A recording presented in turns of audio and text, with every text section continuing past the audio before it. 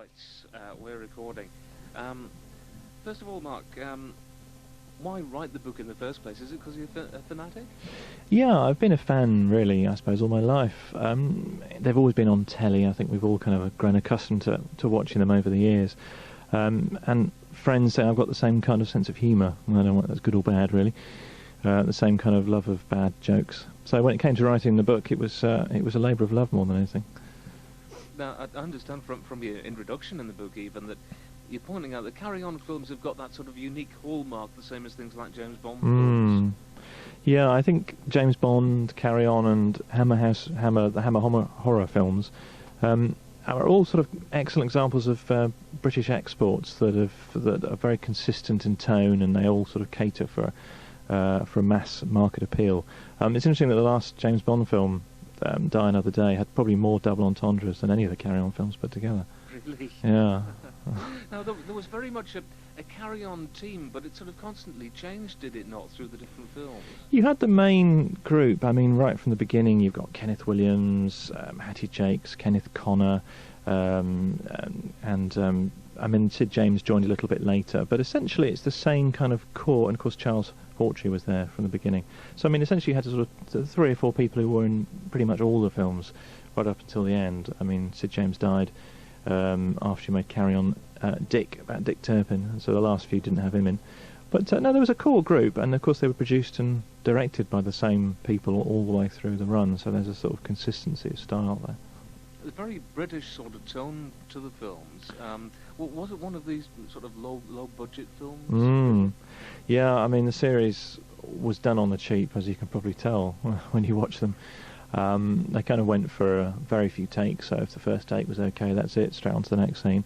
Very few retakes, and each film was probably shot in sort of 2 or 3 weeks or so at the back lot at Pinewood. You know, they didn't go very far. Carrying Up the Khyber, I suppose, went the furthest because it went all the way to Snowdonia in Wales, which is a long way for them to go. Normally it was just round the corner.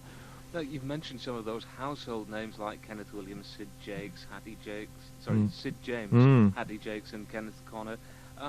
Were they big names before they joined the Carry-On films, or did Carry-On make their names? I think Carry-On probably cemented a lot of the people. I mean, Kenneth Williams and Sid James and Hattie Jacques were well known for Hancock's radio series.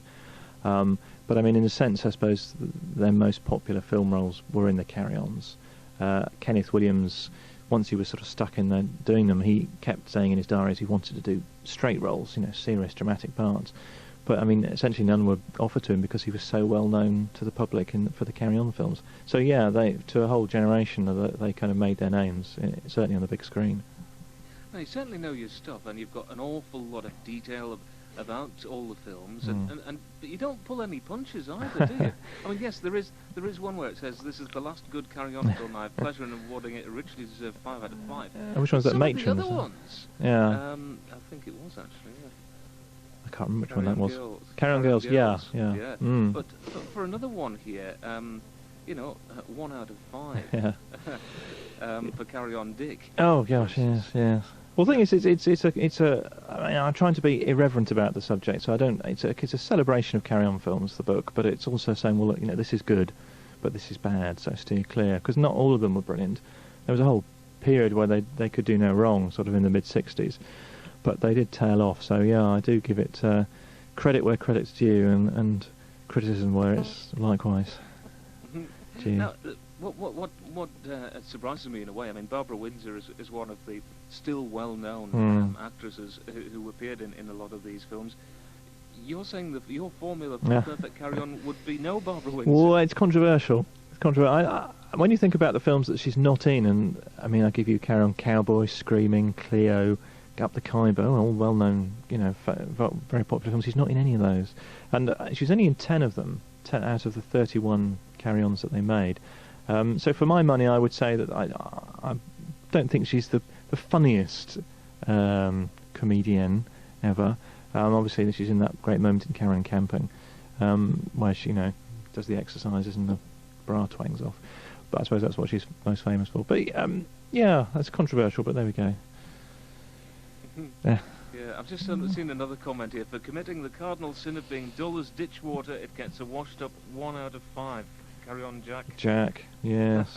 That was a film I loved as a child. It's one of the early colour ones set in the Napoleonic Wars. I loved it. I loved that kind of pirates and sort of swashbuckling. But watching it again, it's, I was bored to tears, quite frankly. Who do you think would get some enjoyment out of this book? Who's it really aimed at? I suppose people who just enjoy a good laugh and they've perhaps got a passing interest in the carry-ons, and hopefully they'll pick it up and look at it and go, oh yes, that reminds me, I might watch that when it's on telly. It's just sort of there to have by the telly and perhaps look at before you think whether you're going to watch one or not, because this Christmas I think we'll expect to see most of them on in one channel or another. And there are some, as I say, there are some very good ones and some ones perhaps to steer clear of. But even in the worst ones, you still get the odd few funny moments. And it's always good for a laugh. That's smashing, thank you. Is that all right?